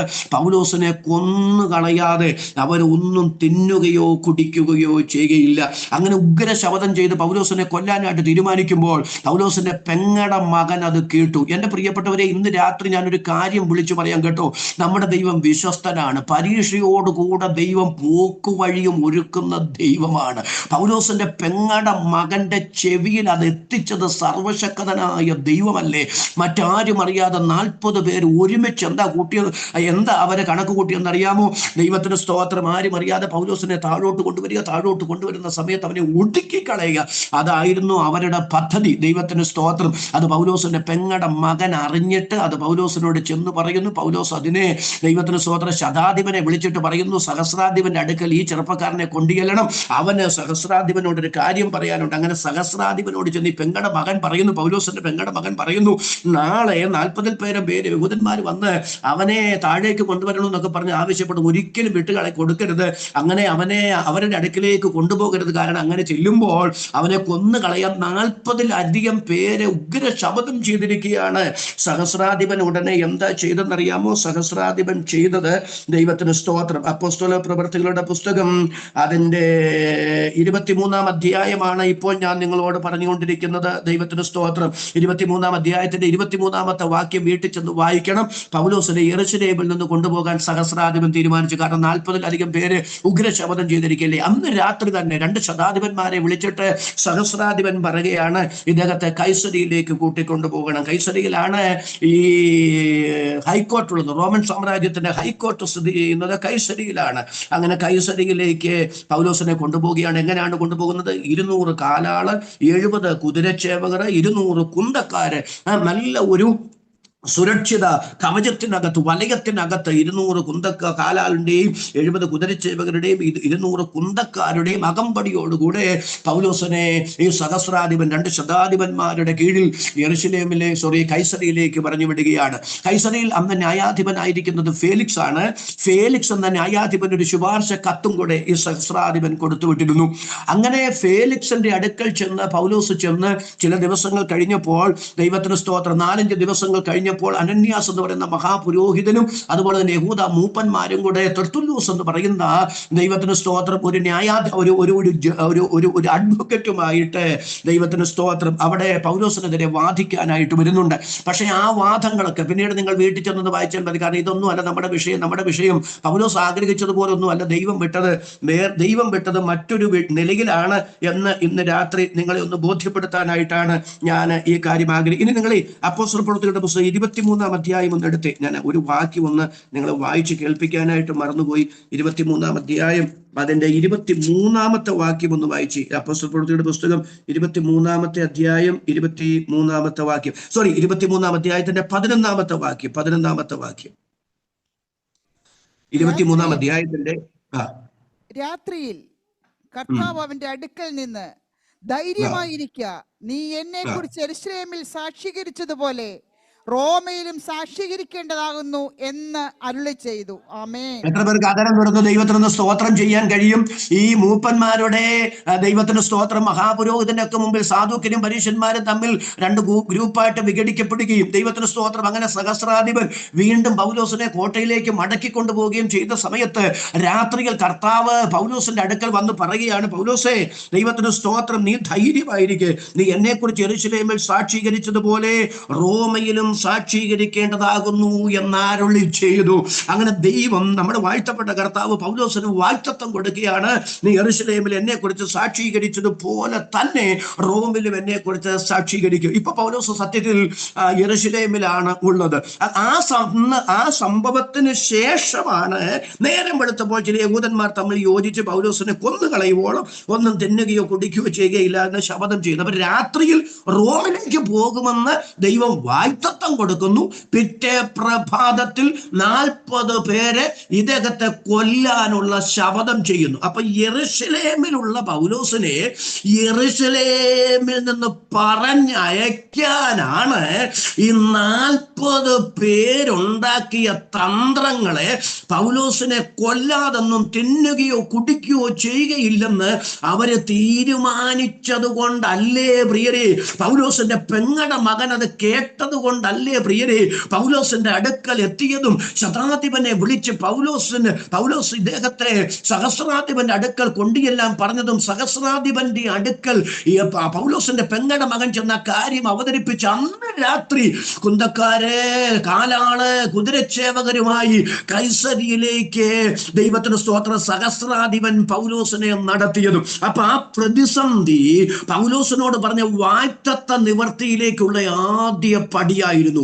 ഇന്ന് രാത്രി പ്രതീക്ഷിക്കാത്ത ഏതെങ്കിലും പ്രതിസന്ധികളിൽ ഭാരപ്പെടുന്ന ആരെങ്കിലും ഉണ്ടെങ്കിൽ കൃപ ലഭിച്ച ദൈവമക്കൾ ഒരുമിച്ച് സ്തോത്രം ചെയ്തു പറ, ഈ പ്രതിസന്ധി എന്നെ മുടിക്കാനല്ല, ഈ പ്രതിസന്ധി എന്നെ ദൈവിക വാഗ്ദത്തങ്ങളിലേക്ക് നടത്താനുള്ള ദൈവത്തിന്റെ ചവിട്ടുപടിയാണ്. എന്നോട് ചേർന്ന് ആധാരം തുറന്ന വാക്കിന് ആമേൻ പറയാൻ കരുത്തുള്ള ദൈവമക്കളുടെ കരം ഞാൻ ഒന്നുകൂടെ കാണട്ടെ. കരമുയർത്തി നന്ദിയോടെ ദൈവത്തിന് സ്തോത്രം ചെയ്യുക. ഇന്ന് രാത്രി പരിശുദ്ധാത്മാവ് ചിലരോട് സംസാരിക്കുന്നു. പ്രതിസന്ധികൾ നിങ്ങളെ ദൈവിക വാഗ്ദത്തങ്ങളിലേക്ക് അടുപ്പിക്കാനുള്ള ദൈവത്തിന്റെ വഴിത്താരയാണ്, ദൈവത്തിന്റെ പദ്ധതിയാണ്. ഇന്ന് രാത്രി ആ വാക്കിന് ഞാൻ ദൈവത്തിന് സ്തോത്രം ചെയ്യുന്നു. അങ്ങനെ ഫേലിക്സ് അവിടെ വന്ന് ഫേലിക്സിനെ കുറിച്ച് ഒത്തിരി കാര്യങ്ങൾ എനിക്ക് പറയണമെന്ന് ആഗ്രഹമുണ്ട്. പക്ഷെ എനിക്ക് എന്റെ വിഷയം ഒന്ന് തെളിയിച്ചു തരണമല്ലോ. പൗലോസ് ഫേലിക്സിന്റെ മുമ്പിൽ പൗലോസിന്റെ നിരപരാധിത്വമൊക്കെ തെളിയിച്ചു. നിരപരാധിയാണെന്ന് ഫേലിക്സിന് ബോധ്യമാവുകയും ചെയ്തു. പക്ഷേ ഫേലിക്സ് യഹൂദന്മാരുടെ പ്രീതി പിടിച്ചു പറ്റാൻ തന്റെ കാലഘട്ടം പൂർത്തിയായപ്പോൾ പൗലോസിനെ വെറുതെ വിടാതെ തടവുകാരനായി തന്നെ വിട്ടേച്ചങ്ങ് പോയി. ഞാൻ ആ ഭാഗം ഇന്ന് രാത്രി അങ്ങനെ പറഞ്ഞ് അതിനോട് വിട പറയുകയാണ്. ഫേലിക്സിന് ശേഷം അവിടെ വന്നയാൾ ഫെസ്തോസ് ആണ്. അടുത്ത ന്യായാധിപനായിട്ട് വന്നയാൾ ഫെസ്തോസ് ആണ്. ഫെസ്തോസ് എന്താ ചെയ്തെന്ന് അറിയാമോ? 2-3 ദിവസത്തിന് ശേഷം നേരെ ഈ കൈസരിയിൽ നിന്ന് യെരുശലേമിലേക്ക് പോയി. യെരുശലേമിലേക്ക് പോയിട്ട് യഹൂദന്മാരെ കണ്ടപ്പോൾ അവരൊരു നിബന്ധന വെച്ചു. എന്താ നിബന്ധന വെച്ചെന്നറിയാമോ? ഈ പൗലോസിനെ കൈസരിയിൽ നിന്ന് യെരുശലേമിലേക്ക് വഴിമാർഗം റോഡ് മാർഗം കൊണ്ടുവരണം. അങ്ങനെ റോഡ് മാർഗം കൊണ്ടുവരുമ്പോൾ അവരാലോചിച്ചത് പതിയിരിപ്പുകാരെ ആക്കി പൗലോസിനെ കൊന്നുകളയണം. അതായിരുന്നു അവരുടെ പദ്ധതി. അങ്ങനെ ചില ദിവസങ്ങൾ യഹൂദന്മാരുമായിട്ട് അവിടെ പാർത്ത് ആഹാരം കഴിച്ച് ആ ഗൂഢാലോചനയിൽ പങ്കാളിയായിട്ട് ഫെസ്തോസ് ഒന്നും അറിയാതെ കൈസരിയിലേക്ക് വന്നു. കൈസരിയിലേക്ക് വന്നിട്ട് പൗലോസിനോട് ചോദിച്ചു, വിസ്താരത്തിന് കൊണ്ടുവന്നിട്ട് പൗലോസിനോട് ചോദിച്ചു, ഒരു കാര്യം ചെയ്യേ, നിന്നോട് ഞാനൊരു കാര്യം ആവശ്യപ്പെടുകയാണ്. നീ നിരപരാധിയാണ്, നിന്റെ ഭാഗത്ത് ന്യായമാണ്. പക്ഷെ കൈസരിയിൽ വെച്ച് നമുക്ക് ഈ കാര്യം ചർച്ച ചെയ്യേണ്ട. നമുക്ക് നേരെ യെരുശലേമിലേക്ക് പോകാം. യെരുശലേമിലേക്ക് ഞാനും കൂടെ വരാം. എന്നിട്ട് അവിടെ വെച്ച് നിന്റെ വിസ്താരം നടത്താം. അപ്പം ഈ ഫെസ്തോസ് എന്തിനാ ഇങ്ങനെ പൗലോസിനോട് ചോദിക്കുന്നതെന്ന് അറിയാമോ? അവരുമായിട്ടൊരു ഗൂഢാലോചന നടത്തിയിട്ട് വന്നിട്ടാ. എന്തിന്? ഈ കൈസരിയിൽ നിന്ന് കരമാർക്കം ദൈവത്തിന് സ്തോത്രം പൗലോസിനെ യെരുശലേമിലേക്ക് കൊണ്ടുപോകുക. യെരുശലേമിലേക്ക് കൊണ്ടുപോകുമ്പോൾ പതിയിരിപ്പുകാരെ ഇരുത്തി പൗലോസിനെ കൊന്നുകളയുക. അതായിരുന്നു ഇവരുടെ പദ്ധതി. ഫെസ്തോസ് അതിന് കൂട്ടാളിയായി. അതിനായി അവരുമായിട്ട് യോജിച്ചു. പക്ഷേ പാവം പൗലോസ് ഇതൊന്നും അറിയുന്നില്ല. ഫെസ്തോസ് നീ യെരുശലേമിലേക്ക് വന്ന് അവിടെ വെച്ച് വിസ്താരം നടത്താൻ മനസ്സുണ്ടോ എന്ന് ചോദിക്കുന്നത് തന്നെ കൊലയ്ക്ക് കൊടുക്കാനാണെന്ന് പൗലോസ് അറിഞ്ഞില്ല. പക്ഷെ അറിയാതെ തന്നെ പൗലോസ് അവിടെ നിന്ന് പറഞ്ഞു, ഞാൻ ഇനി യെരുശലേമിലേക്ക് ഒരു മടക്കയാത്രയ്ക്കില്ല, ഞാൻ കൈസറെ അഭയം ചൊല്ലുകയാണ്. ഈ കേസ് ഇവിടം കൊണ്ട് തീർക്കാൻ പദ്ധതി ഇല്ലെങ്കിൽ അത് സുപ്രീം കോർട്ടായ കൈസറുടെ അടുക്കിലേക്ക് റോമിലേക്ക് മാറ്റിയേക്കാനാണ് പൗലോസ് പറഞ്ഞത്. റോമാ പൗരൻ എന്ന നിലയിൽ ഒരു റോമാ പൗരൻ കൈസറുടെ മുമ്പിൽ ഈ കേസിന്റെ വിസ്താരം നടത്തണമെന്ന് ആവശ്യപ്പെട്ടാൽ ആർക്കും അതിനെ എതിർക്കാൻ പറ്റില്ല. അത് അനുവദിച്ചു കൊടുക്കേ പറ്റുകയുള്ളൂ. ഇപ്പൊ പൗലോസ് പോലും അറിഞ്ഞില്ല തനിക്കെതിരെ ഫെസ്തോസും യഹൂദന്മാരും തമ്മിൽ നടത്തിയ ഗൂഢാലോചന. എന്നാൽ അദ്ദേഹം അറിയാതെ തന്നെ ഞാൻ കൈസറെ അഭയം ചൊല്ലുന്നു എന്ന് പറഞ്ഞതിലൂടെ ആ ഗൂഢാലോചന പൊളിയുകയായിരുന്നു. ഇന്ന് രാത്രി ഞാനൊരു കാര്യം വിളിച്ചു പറയാം. പരമാർത്ഥതയോടും ദൈവത്തിന് സ്തോത്രം നിഷ്കളങ്കതയോടും ദൈവത്തെ സേവിച്ചാൽ മതി. പരമാർത്ഥതയോടും നിഷ്കളങ്കതയോടും നാം ദൈവത്തെ സേവിക്കുമ്പോൾ നമ്മെ തകർക്കാൻ ആരെല്ലാം എന്തെല്ലാം ഗൂഢാലോചനകൾ തയ്യാറാക്കിയാലും എന്തെല്ലാം രഹസ്യ പദ്ധതികൾ തയ്യാറാക്കിയാലും നാം പോലും അറിയാതെ ആ രഹസ്യ പദ്ധതികളെ തകർക്കുന്ന ഒരു ദൈവം ഇന്ന് രാത്രി ഉയരത്തിൽ ജീവിക്കുന്നു എന്ന് തിരിച്ചറിഞ്ഞ് മനസ്സ് തുറന്ന് ദൈവത്തിന് സ്തോത്രം പറയാൻ എത്ര പേർക്ക് ഈ രാത്രി മനസ്സുണ്ട്? ദൈവത്തിന്റെ പരിശുദ്ധാത്മാവ് ഈ രാത്രി ചിലരോട് ശക്തമായി ദൈവാലോചന വിളിച്ചു പറയുന്നു. അഹിത്തോഫേലിന്റെ ആലോചനയെ എന്റെ ദൈവം വ്യർത്ഥമാക്കിയതുപോലെ നിങ്ങൾ അറിയാതെ നിങ്ങളെ തകർത്ത് കളയാൻ, നിങ്ങൾക്കെതിരെ തന്ത്രം മെനയുന്ന ചില മേഖലകളെ ഇന്ന് രാത്രി ദൈവത്തിന്റെ ആത്മാവ് പൊളിച്ചു കളയുന്ന ഒരു ദൈവിക വെളിപ്പാട്, ദൈവാലോചന ചിലരോട് ദൈവാത്മാവ് ഈ രാത്രി വിളിച്ചു പറയുമ്പോൾ അധരം തുറന്ന് ദൈവത്തിന് സ്തോത്രം പറയാൻ മനസ്സുള്ള ദൈവമക്കളുടെ കരം ഞാനൊന്നുകൂടെ കാണട്ടെ. കരവും ശബ്ദവും ഉയർത്തി ഈ രാത്രി ദൈവത്തിന് നന്ദി പറയാം. ഇത് ചിലരോടുള്ള ദൈവത്തിന്റെ ശബ്ദമാണ്, ദൈവത്തിന്റെ അരുളപ്പാടാണ്. അങ്ങനെ ഫെസ്തോസിന്റെ മുമ്പിൽ പൗലോസ് നിരപരാധി എന്ന് തെളിയിക്കപ്പെട്ട ആ സമയത്താണ് അഗ്രിപ്പ രാജാവ് ബെർണീക്കയും ഒക്കെ അവിടെ വരുന്നത്. പൗലോസ് ഉജ്ജ്വല വാഗ്മിയാണെന്ന് കേട്ടിട്ട് അദ്ദേഹത്തിന്റെ പ്രസംഗം എനിക്ക് ഒന്ന് കേൾക്കണമെന്നൊക്കെ അഗ്രിപ്പാവ് പറയുന്നുണ്ട്. അഗ്രിപ്പാവിന് മുമ്പിൽ പൗലോസ് നടത്തുന്ന പ്രസംഗമല്ലേ നമ്മൾ കൂടെ പറയാറുള്ള പദമില്ല, അഗ്രിപ്പാവേ ഞാൻ സ്വർഗീയ ദർശനത്തിന് അനുസരണക്കേട് കാണിക്കുകയില്ല എന്നൊക്കെ പൗലോസ് പറയുന്ന ആ ഭാഗം അല്ലെ. വിദ്യാബഹുത്വത്താൽ പൗലോസ് നിനക്ക് ഭ്രാന്ത് പിടിച്ചിരിക്കുന്നു എന്നൊക്കെ ഫെസ്തോസ് പറയുന്നുണ്ട്.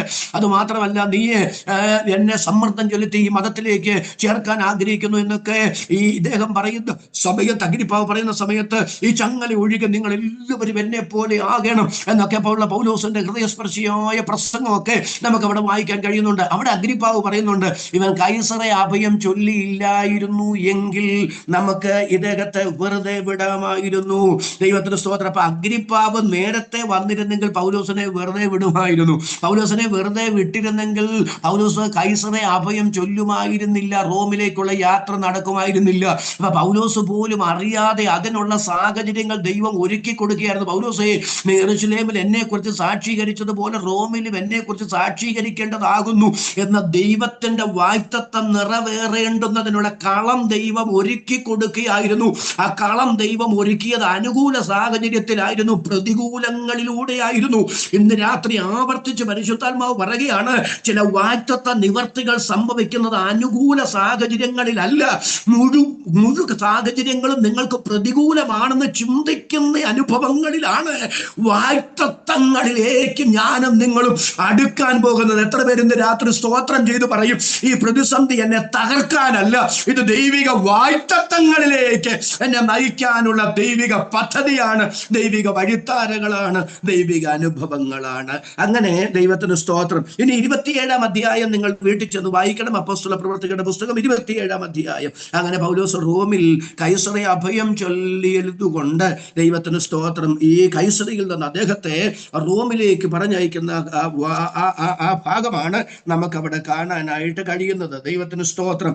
അവര് ഏകദേശം 276 പേരുമായി ശതാധിപന്, പട്ടാളക്കാരെ, അതുപോലെ തന്നെ റോമിൽ കൊണ്ടുപോകേണ്ട തടവുകാർ, അവർക്കുമായിട്ട് പോകുന്ന യാത്ര നമുക്ക് കാണാനായിട്ട് കഴിയും. വിശ്വപ്രസിദ്ധമായ ഒരു യാത്ര, നമുക്ക് എല്ലാവർക്കും സുപരിചിതമായ ഒരു യാത്ര നമുക്കറിയാം. മെലീത്ത ദ്വീപിൽ അവരെത്തുന്നത്. ദൈവത്തിന് സ്തോത്രം. എന്തൊരു ക്ലേശപൂർണമായ യാത്രയായിരുന്നു അത്. 14 രാവായി 14 പകലായി, സൂര്യനെ കാണാനില്ലാതെ, ചന്ദ്രനെ കാണാനില്ലാതെ, ദൈവത്തിന് സ്തോത്രം, എല്ലാവരും പ്രാണഭയത്തിലായി. വീശിയടിച്ച കാറ്റ്, തള്ളിക്കയറിയ തിര, ദൈവത്തിന് സ്തോത്രം, മുങ്ങിക്കൊണ്ടിരിക്കുന്ന കപ്പല്, വലിയ പ്രതിസന്ധികൾ ഉണ്ടായി. ആ പ്രതിസന്ധിയിൽ നിന്ന് രക്ഷപ്പെടില്ല, ജീവനോടിരിക്കുമെന്ന പ്രതീക്ഷ നഷ്ടപ്പെട്ടു. കപ്പലിന്റെ ഭാരം കുറയ്ക്കാനായിട്ട് കപ്പലിലുള്ള ആഹാര സാധനങ്ങൾ പോലും അവർ വലിച്ചെറിഞ്ഞു. രക്ഷപ്പെടും എന്നുള്ള ആശയെല്ലാം നശിച്ചു. അങ്ങനെ ആശ നശിച്ച് 21-ാമത്തെ വാക്യം, 27-ന്റെ 21, അവർ വളരെ പട്ടിണി കിടന്ന ശേഷം പൗലോസ് അവരുടെ നടുവിൽ നിന്നുകൊണ്ട് പറഞ്ഞത്, പുരുഷന്മാരെ, എന്റെ വാക്കനുസരിച്ച് ക്രേത്തയിൽ നിന്ന് നീക്കാതെയും ഈ കഷ്ടനഷ്ടങ്ങൾ സമ്പാദിക്കാതെയും ഇരിക്കേണ്ടതായിരുന്നു. എങ്കിലും ഇപ്പോൾ ധൈര്യത്തോടിരിപ്പീൻ. ഞാൻ നിങ്ങളോട് അപേക്ഷിക്കുന്നു, കപ്പലിനല്ലാതെ നിങ്ങൾ ആരുടെയും പ്രാണന് ഹാനി വരികയില്ല. 23-ാമത്തെ വാക്യം, എന്റെ ഊട്ടയവനും ഞാൻ സേവിച്ചു വരുന്നവനുമായ ദൈവത്തിന്റെ ദൂതൻ ഈ രാത്രി എന്റെ അടുക്കൽ നിന്നു. പൗലോസേ, ഭയപ്പെടരുത്, നീ കൈസരുടെ മുൻപിൽ നിൽക്കേണ്ടതാകുന്നു. നിന്നോടുകൂടെ യാത്ര ചെയ്യുന്നവരെയൊക്കെയും ദൈവം നിനക്ക് ദാനം ചെയ്തിരിക്കുന്നു എന്ന് പറഞ്ഞു. ആ പ്രതിസന്ധിയിൽ എല്ലാം അവിടം കൊണ്ട് തീർന്നു എന്ന് എല്ലാവരും വിധി എഴുതിയ ഇടത്ത്, ആ വീശിയടിക്കുന്ന കാറ്റിൽ തള്ളിക്കയറുന്ന തിരയിൽ മുങ്ങുന്ന കപ്പലിൽ പൗലോസ് പറയുകയാണ്, ഞാൻ സേവിച്ചു നിൽക്കുന്ന, എന്റെ ഉടയവനെ ഞാൻ സേവിച്ചു നിൽക്കുന്നവനുമായ ദൈവത്തിന്റെ ദൂതൻ ഈ രാത്രി എന്റെ അടുക്കൽ വന്നിട്ട് എന്നോട് പറഞ്ഞു, പൗലോസേ, നീ ധൈര്യമായിരിക്കെ, നീ കൈസരുടെ മുൻപാകെ നിൽക്കേണ്ടതാണ്. ദൈവത്തിന്റെ സ്തോത്രം. ഞാൻ നിനക്ക് തന്ന വാഗ്ദത്തം ഈ പ്രതിസന്ധിയിൽ ഞാൻ നിനക്ക് ഉറപ്പിച്ചു തരിക. പ്രിയപ്പെട്ടവരെ, പല പ്രതിസന്ധികളിലും നമ്മൾ പിടിച്ചു നിന്നത് ഈ വാഗ്ദത്തം ഉള്ളത് കൊണ്ടല്ലേ? എത്ര പേർക്ക് നല്ല ആമേൻ പറയാൻ കഴിയും? പല പ്രതിസന്ധികളിലും നമ്മൾ തകർന്നു പോകാതെ നിലനിന്നത് ദൈവം തന്ന വാഗ്ദത്തമാണ്. ആ വാഗ്ദത്തം ഉണ്ടായിരുന്നത് കൊണ്ടാണ് പ്രതിസന്ധിയിൽ പിടിച്ചു നിന്നത്. പല വാഗ്ദത്തവും ദൈവം തരുന്നത് പ്രതിസന്ധി ഉണ്ടാകുമെന്നുള്ളത് കൊണ്ടാണ്. ഇന്ന് രാത്രി ഹൃദയത്തിൽ ഇത് എഴുതി വെച്ചോണം കേട്ടോ. യോസേപ്പിന് ദൈവം വാഗ്ദത്തം കൊടുത്തത് പ്രതിസന്ധി ഉണ്ടാകുമെന്നുള്ളത് കൊണ്ടാണ്. പ്രതിസന്ധിയിലാണ് വാഗ്ദത്തമുള്ളവൻ പിടിച്ചു നിന്നത്. വാഗ്ദത്തം ഉണ്ടെങ്കിൽ ഓർത്തോണം, സുഗമമായിരിക്കില്ല കാര്യങ്ങൾ. പോരാട്ടങ്ങളും പ്രതിസന്ധികളും ഉണ്ടാകും.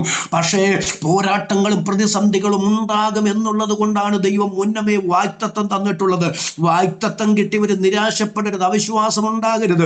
എന്തുകൊണ്ട് ഈ പ്രതിസന്ധി എന്ന് ചിന്തിക്കരുത്. കാരണം പ്രതിസന്ധി വരുന്ന പറയുന്നതിന് മുമ്പ് വായ്ത്തത്വം തന്നിട്ടുണ്ട്. വായ്ത്തത്വം തന്നിട്ടാണ് പ്രതിസന്ധി ദൈവം അനുവദിച്ചിട്ടുള്ളതെങ്കിൽ ഇന്ന് രാത്രി പ്രതിസന്ധിയിൽ വായ്ത്തത്വത്തെ ചാരി നിന്നു.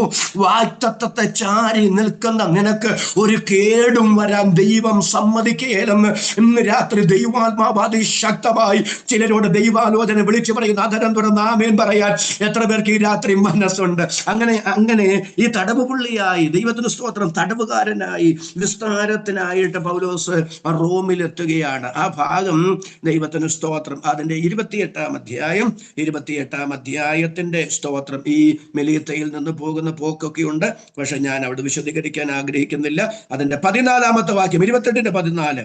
അവിടെ സഹോദരന്മാരെ കണ്ടു, തങ്ങളോട് കൂടെ 7 നാൾ താമസിക്കണമെന്ന് അവർ അപേക്ഷിച്ചു. പിന്നെ ഞങ്ങൾ റോമയിലെത്തി. ഒരു നല്ല ആമേൻ ആ വാക്കിനെന്ന് പറഞ്ഞ് പിന്നെ ഞങ്ങൾ റോമയിലെത്തി. പൗലോസ് എങ്ങനെ റോമിലേക്ക് പോകാൻ ആഗ്രഹിച്ച് കൊരിന്തിൽ നിന്ന് നേരെ യെരുശലേമിൽ പോവുക, യെരുശലേമിലെത്തി അവിടെ വിശുദ്ധന്മാർക്ക് വേണ്ടി സമാഹരിച്ച ധനശേഖരണം അവരെ ഏൽപ്പിച്ചിട്ട് നേരെ യെരുശലേമിൽ നിന്ന് സുഗമമായി സ്പാനിയിലേക്ക് പോവുക. അങ്ങനെ സ്പെയിനിലേക്ക് പോകുന്ന സമയത്ത് റോമിലെത്തുക. അങ്ങനെ അവരുമായിട്ട് കൂട്ടായ്മ ആചരിച്ച് ദൈവത്തിന് സ്തോത്രം അവരാൾ യാത്ര അയക്കപ്പെട്ട് സ്പാനിയിലേക്ക് പോവുക. അതായിരുന്നു പൗലോസ് ആഗ്രഹിച്ചത്. അങ്ങനെയായിരുന്നു പൗലോസ് യാത്രയുടെ പ്ലാൻ തയ്യാറാക്കിയത്. പക്ഷേ പൗലോസ് ആഗ്രഹിച്ചതുപോലെ പൗലോസിന്റെ പ്ലാനിലൂടെ ഒന്നുമല്ല ദൈവം നടത്തിയത്. ആ പ്ലാനൊക്കെ ദൈവം അങ്ങ് കീറിക്കളഞ്ഞിട്ട് ദൈവം ഒരു പ്ലാൻ തയ്യാറാക്കി. ദൈവം പ്ലാൻ തയ്യാറാക്കിയപ്പോൾ എങ്ങനെ പൗലോസിനെ അയച്ചത് തടവുകാരനായിട്ടാണ്. 276 പേര്, അതിൽ മഹാഭൂരിപക്ഷം തടവുകാർ. ആ തടവുകാരിൽ ഒരാളായിട്ടാണ് ദൈവത്തിന് സ്തോത്രം പൗലോസിനെ ദൈവം റോമിലേക്ക് അയച്ചത്. ഇന്ന് രാത്രി ഇത് മാത്രം പറഞ്ഞ് അവസാനിപ്പിക്കാൻ ആഗ്രഹിക്കുകയാണ്. എന്തിനാണ് കർത്താവ് പൗലോസിനെ റോമിൽ ഇങ്ങനെ തടവുകാരനായി അയച്ചത്? പൗലോസ് ആഗ്രഹിച്ച സമയത്ത് അയച്ചില്ല. ദൈവത്തിന് സ്തോത്രം പൗലോസ് ഉദ്ദേശിച്ച റൂട്ട് മാപ്പിലൂടെ പൗലോസിന്റെ പ്രോഗ്രാം അനുസരിച്ചുമല്ല ദൈവം പൗലോസിനെ നടത്തിയത്. പൗലോസിനെ ദൈവത്തിന്റെ പദ്ധതി അനുസരിച്ച് ഒരു തടവുകാരനായിട്ടാണ് നടത്തിയത്. എന്തുകൊണ്ടാണ് അങ്ങനെ നടത്തിയത്? ഫിലിപ്പിയ ലേഖനം എടുക്കാമോ? കാരണം ഫിലിപ്പിയ ലേഖനം പൗലോസ് എഴുതുന്നത് റോമിലെ കാരാഗൃഹത്തിൽ കിടന്നുകൊണ്ടാണ്. റോമിലെ കാരാഗൃഹം എന്ന് പറയാൻ പറ്റില്ല, വീട്ടുതടങ്കലാണ്. പൗലോസിനെ കൊരിന്തിൽ അല്പസ്വാതന്ത്ര്യം ശതാധിപനൊക്കെ അനുവദിച്ചിരുന്നു, റോമൻ ഭരണകൂടം അനുവദിച്ചിരുന്നു. വീട്ടുതടങ്കലായിരുന്നു. വീട്ടുതടങ്കൽ അദ്ദേഹത്തെ സ്നേഹിതന്മാർക്ക് വന്ന് കാണാനും ശുശ്രൂഷ അനുഭവിക്കാനും ഒക്കെ അവസരമുണ്ടായിരുന്നു. അങ്ങനെ റോമിലെ വീട്ടുതടങ്കലിൽ കിടന്നാണ് പൗലോസ് ഫിലിപ്പിയർക്ക് ലേഖനം എഴുതുന്നത്. അങ്ങനെ ഫിലിപ്പിയർക്ക് ലേഖനം എഴുതുമ്പോൾ ഫിലിപ്പിയ ലേഖനം 2-ാം അധ്യായം അതിന്റെ 12-13 വാക്യങ്ങൾ ഫിലിപ്പിയ ലേഖനം 1-ാം അധ്യായം, ഫിലിപ്പിയ ലേഖനം 1-ാം അധ്യായത്തിന്റെ 12-13 വാക്യങ്ങൾ സഹോദരന്മാരെ ഒന്ന് വായിച്ചോളൂ. അത് എനിക്ക് ഭവിച്ചത് സുവിശേഷത്തിന്റെ അഭിവൃദ്ധിക്ക് കാരണമായി തീർന്നു എന്ന് നിങ്ങൾ അറിവാൻ ഞാൻ ഇച്ഛിക്കുന്നു. എന്റെ ബന്ധനങ്ങൾ ക്രിസ്തു നിമിത്തമാകുന്നു എന്ന് അകമ്പടി പട്ടാളത്തിലൊക്കെയും ശേഷം എല്ലാവർക്കും തെളിവായി വരികയും. എന്റെ പ്രിയപ്പെട്ടവരെ, നമ്മൾ ശ്രദ്ധിച്ച് പൗലോസ് ഇവിടെ പറയുകയാണ്, ഫിലിപ്പിയ സഭയോട് പറയുകയാണ്, ഞാനിപ്പോ റോമിൽ കാരാഗൃഹത്തിൽ വീട്ടുതടങ്കലിൽ കിടക്കുകയാണ്. പക്ഷെ പിറകോട്ടിറങ്ങി തിരിഞ്ഞു ചിന്തിക്കുമ്പോൾ അതിഭയാനകമായ പ്രതിസന്ധികളിലൂടെ ഞാൻ കടന്നുപോയി. എത്രയോ വർഷങ്ങളായി റോമിലേക്ക് വരാൻ ഞാൻ ആഗ്രഹിച്ചതാണ്. ഇങ്ങനെയൊന്നും റോമിലേക്ക് വരാനല്ല ഞാൻ ആഗ്രഹിച്ചത്. പക്ഷെ ഞാൻ ആഗ്രഹിച്ചതുപോലെ, ഞാൻ ഇച്ഛിച്ചതുപോലെ, ഞാൻ താല്പര്യപ്പെട്ടതുപോലെ എൻ്റെ റൂട്ട് മാപ്പ് അനുസരിച്ചൊന്നുമല്ല ഞാൻ റോമിലേക്ക് വന്നത്. പക്ഷേ പിറകോട്ടിറങ്ങി തിരിഞ്ഞു ചിന്തിക്കുമ്പോൾ ദൈവത്തിന് സ്തോത്രം, എനിക്ക് ഒരു കാര്യം വ്യക്തമാകുന്നു സഹോദരന്മാരെ, എനിക്ക് ഭവിച്ചത് സുവിശേഷത്തിന്റെ അഭിവൃദ്ധിക്ക് കാരണമായി തീർന്നു എന്ന് നിങ്ങൾ അറിവാൻ ഞാൻ ഇച്ഛിക്കുന്നു. സ്തോത്രം, സ്തോത്രം, സ്തോത്രം. എൻ്റെ ആഗ്രഹങ്ങളും എൻ്റെ താല്പര്യങ്ങളും ഒന്നും നടന്നില്ല. എന്നാൽ അത് നടക്കാതെ ദൈവം എൻ്റെ ആഗ്രഹങ്ങൾക്കപ്പുറത്ത് തൻ്റെ പദ്ധതി പോലെ എന്നെ നടത്തി. അത് മുഖാന്തരം എന്താ ഗുണമുണ്ടായതെന്നറിയാമോ? സുവിശേഷത്തിന്റെ അഭിവൃദ്ധിക്ക് അത് കാരണമായി മാറി. പ്രിയപ്പെട്ടവരെ, കൈസരിയിൽ നിന്ന് റോമിലേക്ക് എത്തുന്നിടം വരെ എവിടെല്ലാം അവർ വിശ്രമത്തിന് വേണ്ടി സമയങ്ങൾ വേർതിരിച്ചു. മെലിയത്ത പോലൊരു ദ്വീപ് അല്ലെ, ഇന്നത്തെ മാൾട്ട. കൃപയാൽ ആ മാൾട്ടയിൽ ഒരു 3 ദിവസം സുവിശേഷ യോഗത്തിൽ പ്രസംഗിക്കാൻ പോകാനുള്ള അവസരം എനിക്ക് ലഭ്യമായി. പൗലോസിന്റെ കപ്പൽ ഉടഞ്ഞ ആ സ്ഥലം എനിക്കും കണ്ട് ദൈവത്തിന് സ്തോത്രം ചെയ്യാനുള്ള ഭാഗ്യം ദൈവം തന്നു. ദൈവത്തിന് സ്തോത്രം. മെലിയത്ത പോലെ ബർബരന്മാർ താമസിക്കുന്ന യവന ഭാഷ അറിയാൻ കഴിയാത്ത ദൈവത്തിന് സ്തോത്രം. ഭാഷക്കാരി ജീവിക്കുന്ന ആ ദ്വീപിൽ പോലും സുവിശേഷം എത്തപ്പെടത്തക്ക നിലയിൽ, അവിടെ കർത്താവിന്റെ സഭ സ്ഥാപിക്കത്തക്ക നിലയിൽ പൗലോസ് പാർത്ത ബുപ്ലിയോസിന്റെ വീട്, ദൈവത്തിന് സ്തോത്രം, അവിടെ പോകാൻ ദൈവം എനിക്ക് അവസരം തന്നു. ദൈവത്തിന് സ്തോത്രം. അവിടെയൊക്കെ സഭ സ്ഥാപിതമായത് ഇന്ന് അനുഗ്രഹിക്കപ്പെട്ട നിലയിൽ അതൊരു ക്രിസ്തീയ രാജ്യമായി മാറി. എന്തുകൊണ്ടാണ്? പൗലോസിന്റെ ഇഷ്ടത്തിന് ദൈവം നടത്താതെ ദൈവത്തിന്റെ വഴിയിലൂടെ ദൈവം നടത്തിയത് കൊണ്ടല്ലേ പ്രിയരെ? അതുകൊണ്ടല്ലേ പൗലോസ് പറയുന്നത് സുവിശേഷത്തിന്റെ അഭിവൃദ്ധിക്ക് കാരണമായപ്പോൾ എന്താ സംഭവിച്ചത്? ഒരു കാര്യം ഒന്ന് സ്തോത്രം ചെയ്ത് ഞാൻ പറയാം. അകമ്പടി പട്ടാളത്തിൽ, അതായത് പൗലോസിനെ ശുശ്രൂഷിക്കാൻ, പൗലോസിനെ കാവൽ നിൽക്കാൻ ഏൽപ്പിച്ച, പൗലോസിനോട് കൂടെ യാത്ര ചെയ്തു വന്ന ശതാധിപനുണ്ട്, പട്ടാളക്കാരുണ്ട്, പടയാളികളുണ്ടല്ലേ. അത് മാത്രമല്ല, റോമിൽ എത്തിയ ശേഷം തനിക്ക് കാവൽ നിൽക്കുന്ന പടയാളികളുണ്ട്. ആ പടയാളികൾക്ക് എല്ലാവർക്കും ബോധ്യമായി. എന്ത് ബോധ്യമായി? പൗലോസ് നിരപരാധിയാണ്. യഹൂദന്മാർ കുറ്റം ആരോപിക്കുന്നത് പോലെ ഇദ്ദേഹം ഒരു ക്രിമിനൽ അല്ല. ഇദ്ദേഹം യേശു ക്രിസ്തുവിന്റെ സുവിശേഷത്തിന് സാക്ഷ്യം വഹിക്കേണ്ടി വന്നതുകൊണ്ടാണ് ഇങ്ങനെയൊക്കെ കഷ്ടം അനുഭവിക്കേണ്ടി വന്നത്. അതുകൊണ്ട് എന്താ ഗുണമുണ്ടായത്? തന്നോടൊരുമിച്ച്, അതുകൊണ്ടല്ലേ കർത്താവ് പറയുന്നത്, നിന്നോടൊരുമിച്ച് യാത്ര ചെയ്യുന്നവരെ ഞാൻ നിനക്ക് തന്നിരിക്കുന്നു. ദൈവത്തിന് സ്തോത്രം. ചുരുക്കി പറഞ്ഞാൽ 276 പേരിൽ ആ തടവുകാരും മാത്രമല്ല, ശതാധിപനും, ദൈവത്തിന് സ്തോത്രം, പടയാളികളും പോലും സുവിശേഷത്താൽ പിടിക്കപ്പെട്ടു. ഹല്ലേലൂയ. അവരൊക്കെ കർത്താവിനെ അറിഞ്ഞു. റോമിൽ എത്തിയ ശേഷം റോമിൽ പൗലോസിനെ കാവൽ നിൽക്കുന്ന പടയാളികളും സുവിശേഷം കേട്ടു, അവരും രക്ഷിക്കപ്പെട്ടു. അപ്പൊ പൗലോസേ, നീ ആഗ്രഹിച്ചതുപോലെ ദൈവത്തിന് സ്തോത്രം, സ്പാനിയിലേക്ക് പോകുന്ന വഴിക്ക് റോമിൽ ഇറങ്ങി അവരുമായി കൂട്ടായ്മ ആചരിക്കാൻ നിന്റെ ആഗ്രഹത്തെ ദൈവം അങ്ങനെ സാധിപ്പിച്ചിരുന്നെങ്കിൽ മെലിയത്തയിൽ സഭയുണ്ടാകുമായിരുന്നു. 276 പേര് കർത്താവിനെ അറിയുമായിരുന്നു. പൗലോസും ലൂക്കോസും മാറ്റി നിർത്തിയ ബാക്കി 274 പേര് ശതാധിപൻ കർത്താവിനെ അറിഞ്ഞില്ലേ? പടയാളികൾ കർത്താവിനെ അറിഞ്ഞില്ലേ? ആ അനുഭവങ്ങളിൽ നിന്നെല്ലാം ഊർജ്ജം ഉൾക്കൊണ്ടുകൊണ്ടല്ലേ പൗലോസ് പറയുന്നത്? ദൈവത്തിന് സ്തോത്രം, ദൈവത്തിന് സ്തോത്രം. എനിക്ക് ഭവിച്ചത് സുവിശേഷത്തിന്റെ അഭിവൃദ്ധിക്ക് കാരണമായി. ഇനി ഒരു വാക്യം കൂടെ പറഞ്ഞ് ഞാൻ എൻ്റെ വാക്കുകൾ ഇവിടെ നിർത്തട്ടെ. ഫിലിപ്പിയ ലേഖനം 4-ാം അധ്യായം 22-ാമത്തെ വാക്യം ഞാൻ തന്നെ അത് വായിച്ചു കേൾപ്പിക്കുക. ദൈവത്തിന് സ്തോത്രം. വിശുദ്ധന്മാരെല്ലാവരും, വിശേഷാൽ കൈസരുടെ അരമനയിലുള്ളവരും, ഒരു നല്ല സ്തോത്രം ചെയ്തെന്ന് പറഞ്ഞ്, വിശുദ്ധന്മാരെല്ലാവരും, വിശേഷാൽ കൈസരുടെ അരമനയിലുള്ളവരും നിങ്ങളെ വന്ദനം ചെയ്യുന്നു. പൗലോസ് ഫിലിപ്പിയർക്ക് ലേഖനം എഴുതുമ്പോൾ പറയുകയാണ്, റോമൻ സാമ്രാജ്യത്തിന്റെ അധിപതിയായ റോമ കൈസരുടെ കൊട്ടാരമുള്ള ആ കൊട്ടാരത്തിനകത്തുള്ളവർ നിങ്ങളെ വന്ദനം ചെയ്യുന്നു എന്ന് പറഞ്ഞാൽ കൊട്ടാരത്തിനകത്തും സുവിശേഷം എത്തി. ഒരു നല്ല ആമേൻ പറഞ്ഞ്. റോമൻ കൊട്ടാരത്തിനകത്തും സുവിശേഷം എത്തി. കൊട്ടാരത്തിലുണ്ടായിരുന്ന ചിലരും യേശുവിനായി ജീവിതം സമർപ്പിച്ചു. ഞാൻ ഇന്ന് രാത്രി ഇങ്ങനെ പറയാം, റോമൻ കൊട്ടാരത്തിലും സഭയുണ്ടായി. എങ്ങനെ സഭയുണ്ടായി? പൗലോസിനെ ആഗ്രഹിച്ച സമയത്ത് പൗലോസിന്റെ റൂട്ട് മാപ്പിലൂടെ ദൈവം പൗലോസിനെ അയച്ചിരുന്നെങ്കിൽ കൈസരുടെ കൊട്ടാരത്തിൽ സഭയുണ്ടാകുമായിരുന്നില്ല. എന്നാൽ പൗലോസേ, നിന്റെ ആഗ്രഹങ്ങളെ ദൈവം വിലക്കിയിട്ട് നിന്റെ താല്പര്യങ്ങൾക്കപ്പുറത്ത്, നിന്റെ ഇഷ്ടങ്ങൾക്കപ്പുറത്ത് ദൈവത്തിന്റെ സമയത്ത് ദൈവഹിത പ്രകാരം ദൈവം അയച്ചപ്പോൾ, ദൈവത്തിന് സ്തോത്രം, നിരക്ഷിക്കപ്പെട്ട ആരംഭ സമയത്ത് ഹല്ലേലൂയ, നിന്നോടൊരു ദൂത് പറഞ്ഞിട്ടില്ലായിരുന്നു, നിന്നെ രാജാക്കന്മാരുടെ മുമ്പിൽ എന്റെ സാക്ഷിയായിട്ട് നിർത്തുമെന്ന്? ദൈവത്തിന് സ്തോത്രം. ഫെസ്തോസിന്റെ മുമ്പിൽ നിർത്തി, ഫേലിക്സിന്റെ മുമ്പിൽ നിർത്തിയില്ലേ? ഫെസ്തോസിന്റെ മുമ്പിൽ നിർത്തിയില്ലേ? അഗ്രിപ്പാവിന്റെ മുമ്പിൽ നിർത്തിയില്ലേ? ഹല്ലേലൂയ. റോമൻ കൈസരുടെ മുമ്പിൽ നിർത്തിയില്ലേ? റോമൻ കൊട്ടാരത്തിനകത്ത് നിർത്തിയില്ലേ? ആ വാഗ്ദത്തങ്ങളൊക്കെ എങ്ങനാ നടന്നത്? നിന്റെ ഇഷ്ടങ്ങളെ വിലക്കി, നിന്റെ ആഗ്രഹങ്ങളെ വിലക്കി, എന്റെ ഹിതപ്രകാരവും എന്റെ ഇഷ്ടപ്രകാരവും നിന്നെ നടത്തിയപ്പോഴല്ലേ? അങ്ങനെയാണെങ്കിൽ ഇന്ന് രാത്രി ഞാൻ സ്തോത്രം ചെയ്ത് ദൈവമക്കളോട് പറയാം, നമുക്ക് തെറ്റുപറ്റും, പക്ഷെ ദൈവത്തിന് തെറ്റുപറ്റില്ല.